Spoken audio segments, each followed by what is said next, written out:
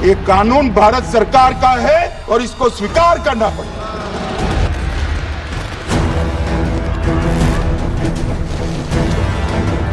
अब वक्फ बोर्ड के नाम पर जमीनों पर कोई डकैती नहीं डाल सकता है। वक्फ कानून पर मुहर, यूपी में क्या सियासी असर? मोदी जी आपका बहुत बहुत धन्यवाद जी, पूरा सपोर्ट में, पूरा गांव सपोर्ट में है। गरीब मुस्लिम के हक की लड़ाई विपक्ष को नहीं भाई। कि वक्फ के लिए जो कानून लेकर के आए हैं, ये भारतीय जनता पार्टी के लिए वाटरलू साबित होगा। इसलिए ये सरकार कम्युनल रास्ता अपना रही है। Divide the country to divide and rule policy, that BJP agenda. इस पूरे कानून के अंदर वेलफेयर नहीं, लूट का नाम है। योगी का हिंदुत्व प्लान, किसके साथ मुसलमान? ये बोर्ड क्या भूमाफिया बोर्ड हो गया क्या? भूमाफिया प्रदेश में नहीं चल सकते। माफियाओं को तो हम पहले ही विदा करा चुके हैं प्रदेश से। व्यक्ति विशेष वक्फ कानून। राष्ट्रपति द्रौपदी मुर्मू ने वक्फ संशोधन बिल को शनिवार देर शाम मंजूरी दे दी। सरकार ने नए कानून को लेकर गजट नोटिफिकेशन जारी किया और अब नए कानून को लागू करने की तारीख को लेकर केंद्र सरकार अलग से एक नोटिफिकेशन जारी करेगी। मान्यवर, ये बिल जमीनों की सुरक्षा प्रदान करेगी। मान्यवर, किसी की जमीन अब घोषणा मात्र से वक्फ नहीं बनेगी, उसको प्रोटेक्शन। मान्यवर, वक्फ कानून को लेकर लोकसभा और राज्यसभा में लंबी और तीखी बहस हुई और इसके बाद तय हो गया कि गरीब मुस्लिमों के लिए लाए गए ये कानून देश में लागू होंगे। हालांकि वक्फ बिल के खिलाफ सुप्रीम कोर्ट में भी याचिका दायर हो चुकी है। कई मौलाना और मुस्लिम समाज के लोगों के समर्थन के बावजूद विपक्ष ने इसे लेकर तीखा विरोध किया। उत्तर प्रदेश के लिहाज से देखें तो वक्फ कानून सियासत का केंद्र साबित होने जा रहा है। एक तरफ सीएम योगी का हिंदुत्व एजेंडा लगातार चुनाव में हिट रहा है, तो वहीं दूसरी तरफ अखिलेश यादव और मायावती मुसलमानों पर फोकस करते दिख रहे हैं। सवाल ये कि मुसलमान किसके साथ हैं? आज व्यक्ति विशेष में विश्लेषण वक्फ कानून के यूपी पर असर का।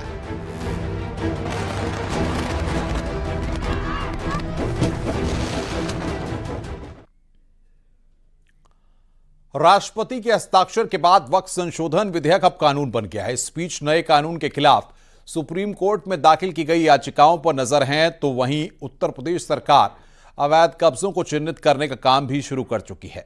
वक्फ पर छिड़ी बहस के बीच आज व्यक्ति विशेष में विश्लेषण वक्फ कानून पर हो रही सियासत और उसके उत्तर प्रदेश पर असर का। क्या वक्फ के विरोध में उतरे विपक्ष को वक्फ का मुद्दा मुस्लिम वोटों पर माइलेज दिला पाएगा, या योगी का हिंदुत्व प्लान फिर चुनावी लड़ाई में हिट साबित होगा?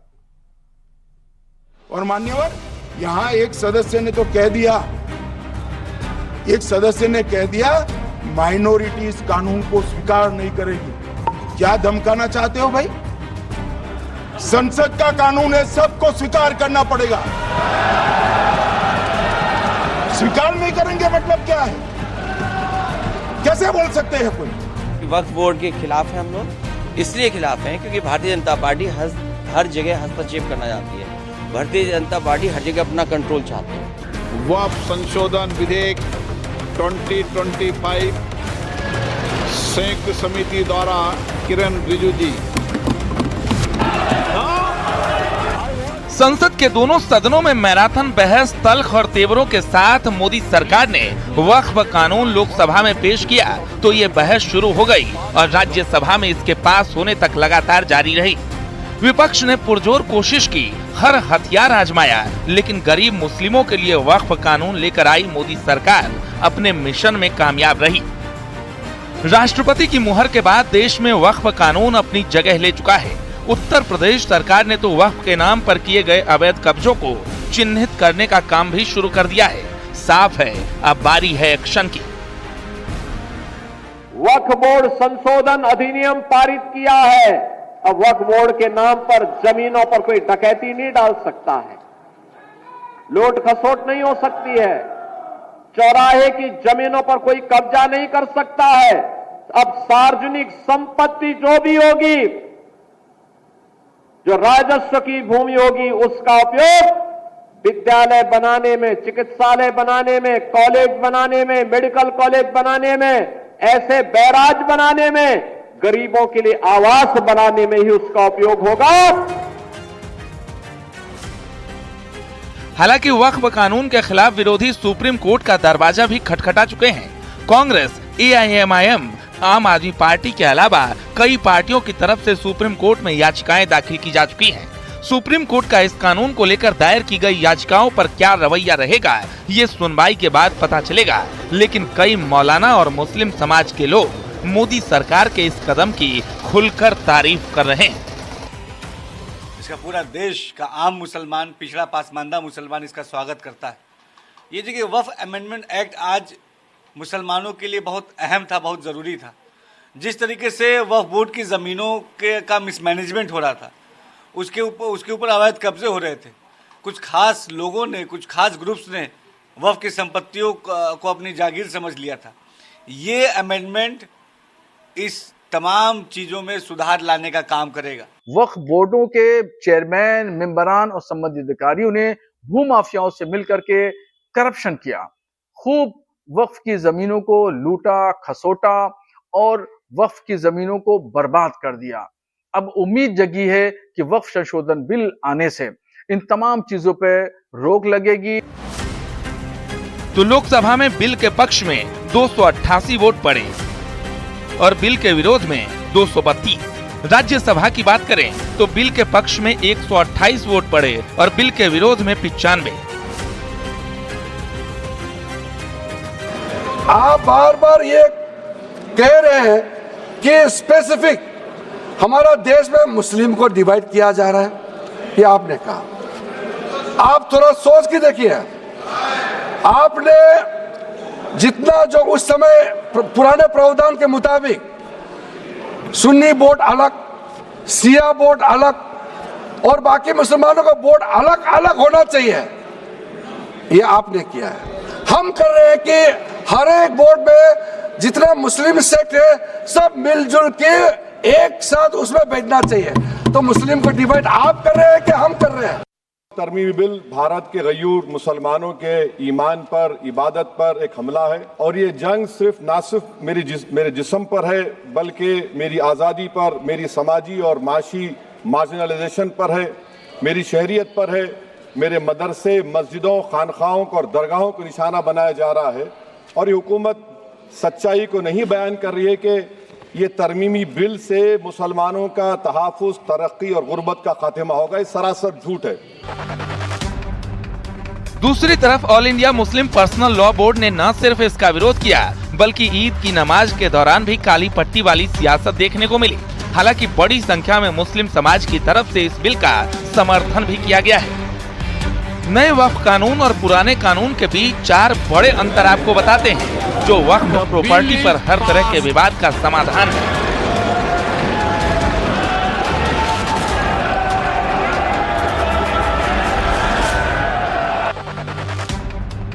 पुराना कानून सिर्फ वक्फ ट्रिब्यूनल में ही अपील संभव। नया वक्फ कानून रेवेन्यू कोर्ट, सिविल कोर्ट, ऊपरी कोर्ट में अपील।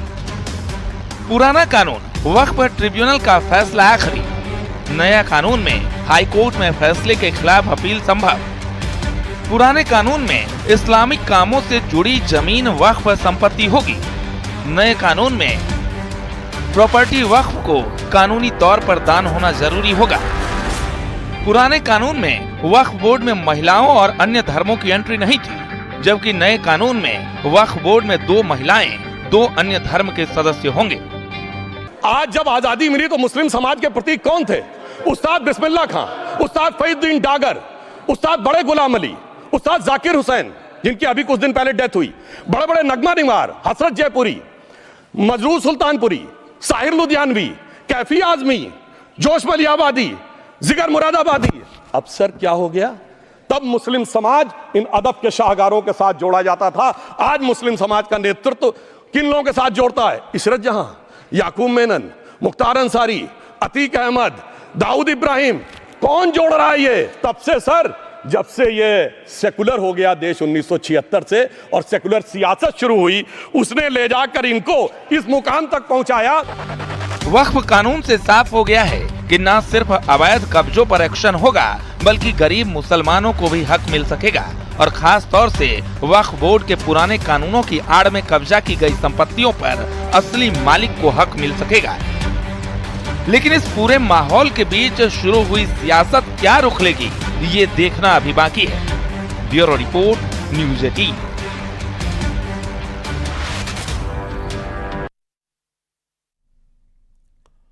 वक्फ कानून पर चल रही बहस में उत्तर प्रदेश में सियासी गोलबंदी तेज हो गई है। बीजेपी पहले से ही हिंदुत्व के एजेंडे पर मुखर होकर आगे बढ़ रही है, तो वहीं ट्रिपल तलाक और पसमानदा मुस्लिमों की तरफदारी जैसे कदम से भारतीय जनता पार्टी के पक्ष में मुस्लिमों का समर्थन बढ़ता दिख रहा है। वक्फ कानून में महिलाओं की हिस्सेदारी ने इसे और मजबूत किया है। मायावती वक्फ कानून पर सियासी फ्रंट खोलने की कोशिश कर रही हैं, तो अखिलेश और राहुल की रणनीति भी साफ है, लेकिन इसका फायदा किसे मिलेगा, ये बड़ा सवाल है।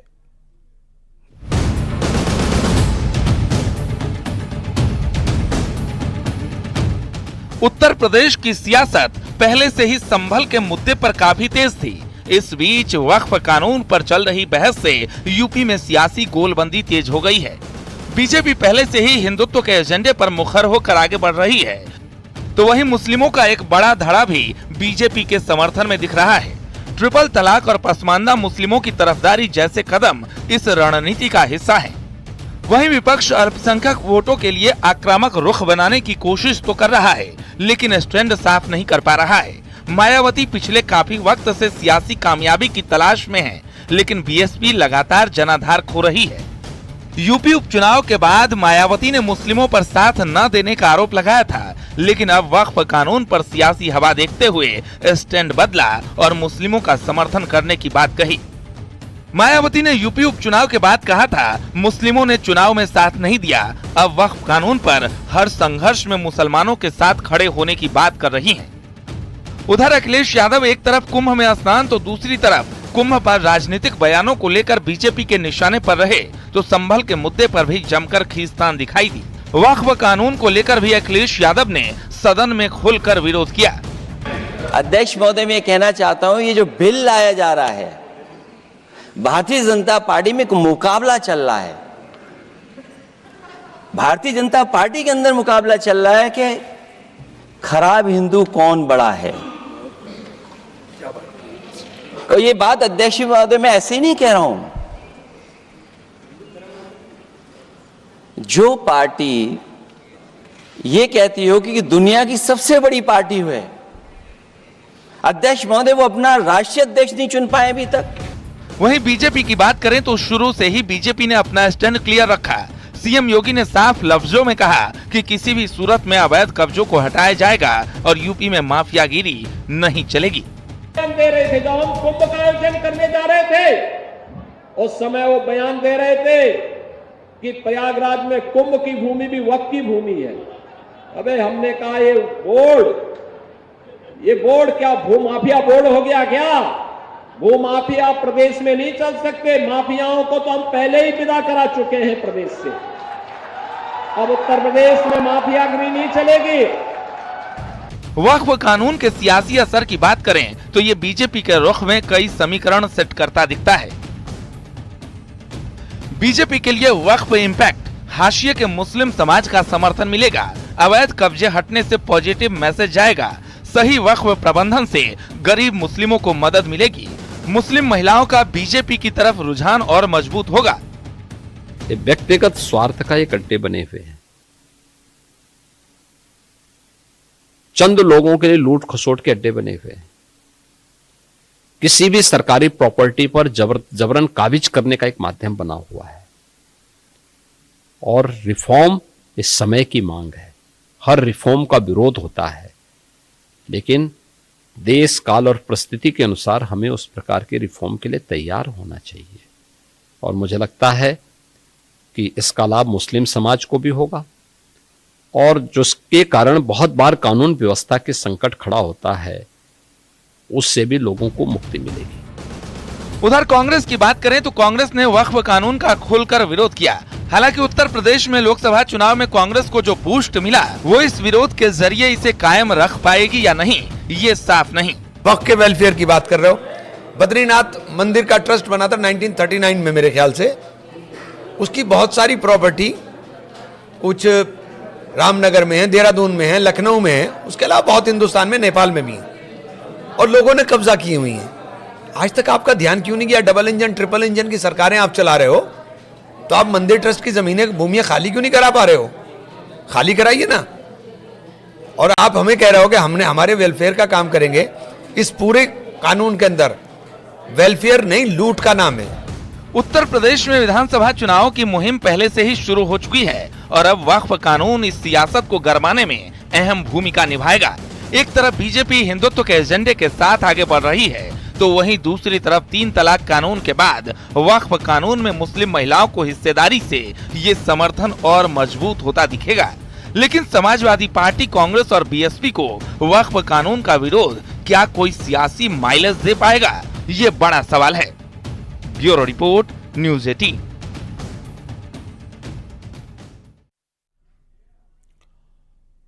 उत्तर प्रदेश की सियासत में वक्फ का मुद्दा न सिर्फ हॉट टॉपिक बनकर उभरा, बल्कि तीखी बयानबाजी की वजह भी बना।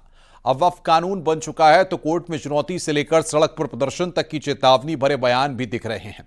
तो सीएम योगी कह चुके हैं कि माफियागिरी किसी सूरत में नहीं चलेगी। अब साफ है कि वक्फ कानून पर सियासत जारी है और यूपी में एंटी माफिया एक्शन की तैयारी है।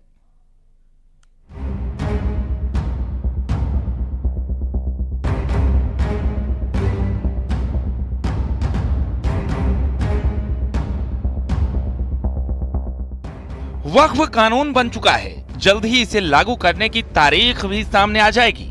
यूपी में तो इसका इम्पैक्ट दिखना भी शुरू हो गया है और अवैध कब्जों को चिन्हित करने का काम जारी है।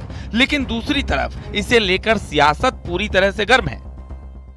इतना पवित्र महीना रमजान का हो और उस रमजान महीने में जिस तरह से all India Muslim personal law board, हमारे ओवैसी साहब कह रहे हैं, ये पट्टी मैं इसलिए बांध रहा हूँ कि all India Muslim personal law board का आदेश है, तो मुझे लगता है कि पहली बार मस्जिदों का इस्तेमाल करने की कोशिश की गई, ईदगाह को करने की कोशिश गई, और उस मतलब जो जियारत करने का एक तरह से जो इबादत का था, इबादत गाह को सियासत गाह बना दिया।